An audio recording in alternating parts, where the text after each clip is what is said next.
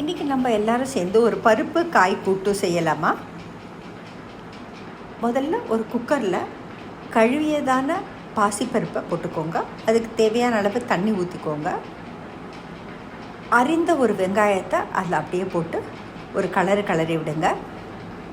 அதுக்கப்புறம் சிறிய க்யூபுகளாக அரிந்த beans, carrot, cauliflower இது மூணுத்தையும் போட்டுக்கோங்க.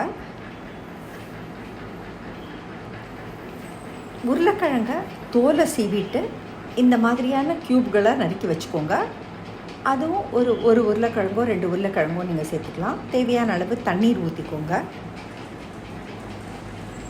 தண்ணீர் ஊற்றிட்டு இப்போது மஞ்சள் தூள், நம்ம வீட்டில் உபயோகப்படுத்துறதான சாம்பார் தூள்,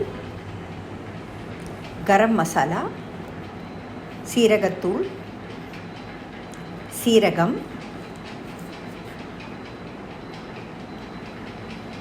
மிளகுத்தூள், தனியாத்தூள்,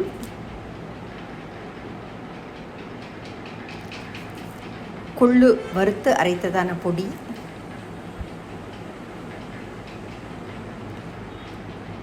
நம்ம டிஷ்ஷுக்கு தேவையான அளவு உப்பு, பெருங்காயம், உங்கள் காரத்துக்கு தேவையான அளவு பச்சை மிளகாய் எல்லாத்தையும் சேர்த்து நல்லா கலந்துட்டு குக்கரை போட்டு மூடிட்டு ஒரே ஒரு விசில் விடுங்க.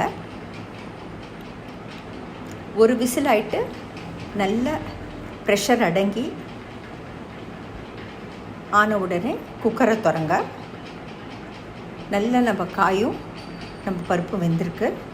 இதுக்கு தேங்காய் துருவல், இஞ்சி பூண்டு விழுது, சோம்பு, கசகசா சேர்த்து அரைத்ததான விழுதை போட்டு நல்லா கலந்துருங்க.